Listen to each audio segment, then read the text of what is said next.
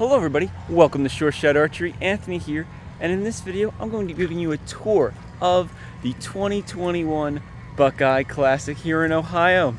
Actually here in Dublin, Ohio, just outside of Columbus. So we'll be taking a look at, the parking of course, the vendor areas, check-in, registration, we'll look at the shooting lines, we'll check out the compound side of the field, the recurve side of the field. Currently I am filming this on official practice day, and I'm filming it in the morning, so looks like a lot of the youth divisions are shooting, juniors and cadets I believe, and if, most of the senior divisions are going to be shooting later.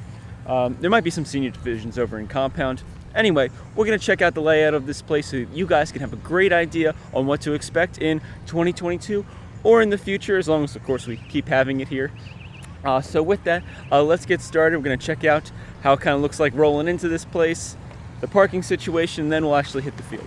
All right, so this is a perfect example. This vehicle you see coming in here, that SUV, that's like the main entrance. It's the main way to get to this place. Actually, it might be the only way to get to this section of Dairy Fields. They're coming my way, which opens up to a pretty large parking lot.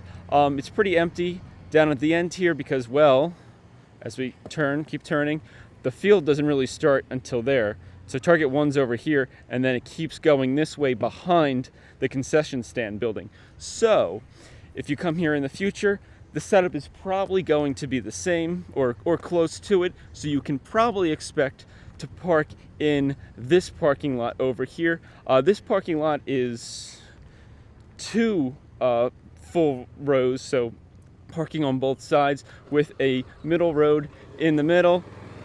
Great staff here, help run the Buckeye Classic going by.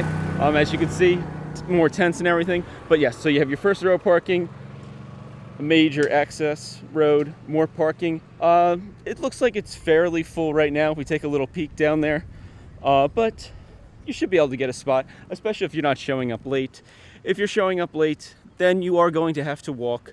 There is handicap parking and things like that. So, if you are handicapped, there should be a spot available for you still. So don't worry too much about that. We're turning back around now, and we're going to head, towards target one. I think we're going to probably cruise through the vendor area first because it's kind of on the way.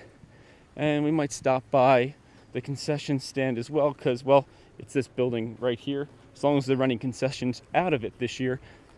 They have run concessions out of it in the past. Don't know if they're currently doing that. We're going to find out in just a moment. Let's see, let's take a peek over here, see what's going on. Well, we have a lost and found. Oh, it is currently closed right now. This may be open later. I do not know, but, for future reference, you have an idea. You can usually buy stuff there. Of course, this is the main vendor area. We've got Lancaster Archery Supply with all of your archery needs almost. They really do come in handy. If you need a bow press, they usually have one available for the compound. If you need to buy nocks, they got most of the nocks in stock that are commonly used. Continuing on, we got Jaeger grips here with Paul Jaeger checking things out. Really cool custom grips. Continuing on, we have Java Brave. We have some food vendors that come here. Looks like most of this is breakfast foods, but there may be another vendor coming later that does more like lunch, dinner type foods. Usually all those vendors are pretty good with the foods.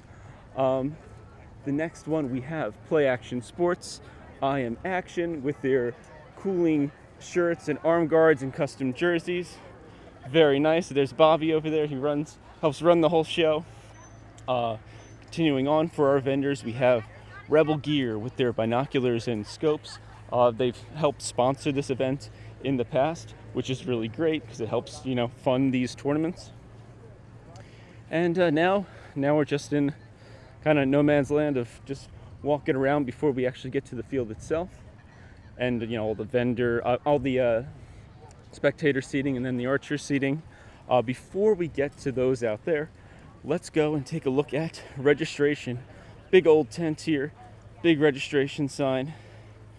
You can check in, make sure that you have all the stuff you need to be signed up for the tournament.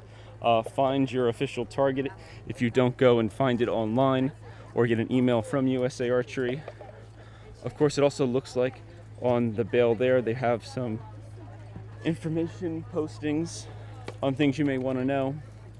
Going to turn around again and head towards target 1 so that I can kind of break down the layout of all this, because it looks like there's a lot going on. It's a lot more simple than it looks, and we'll get into that momentarily.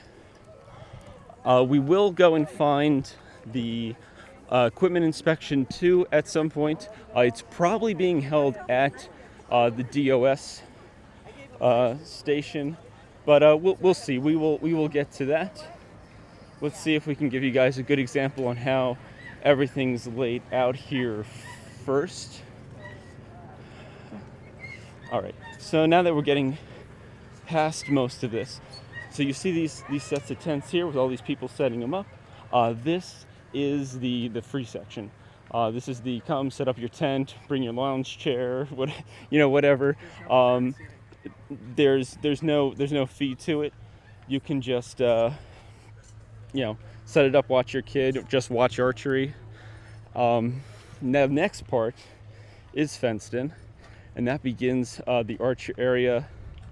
They have tables and water and chairs for the archers, and of course, your entrance fee is also paying for some nice canopies above you. And of course, as we look out into the field, got this beautiful lush field. We got some windsocks, target flags, big old banners to tell you where the wind's or what the wind's doing, and then your usual equipment line, waiting line, and shooting line, everything like that. As you can see, they're all very busy shooting arrows downrange there. And with that, we're gonna keep on going. All right, so we're passing the registration tent again. We walked, a third of the way back down the field. There's a lot more field, I think, down that way. We'll check it out a little bit, but we should probably hit on like handicap parking and bathrooms. The bathroom situation is going to be the porta potty lifestyle. Those cones there should be blocking off handicap parking, or at least a handicap drop-off area, or just equipment drop-off area in general. Usually they have signs with self-designated handicap parking that USA Archery, or at least the people running the Buckeye Classic, will put up, so that there's additional ones. This is one of the main entrances, or maybe the main entrance for getting into the shoot itself. And as you can see, the table right there, they're doing equipment inspection, and they're giving people little wristbands to know that you are a shooter that is supposed to be in the shooting area. As you can see, they're doing equipment inspection on this recurve bow there. On the other side, you can see that the target butt there, they'll be doing a compound inspection there. So pretty cool. And they have water in those black like troughs sort of right there, where you can pick up sealed water bottles individually wrapped. So pretty sweet. Overall though, this field is pretty nice, kind of not quite sod, I guess, but it's pretty good for like a publicly run field. We've definitely had worse in the past.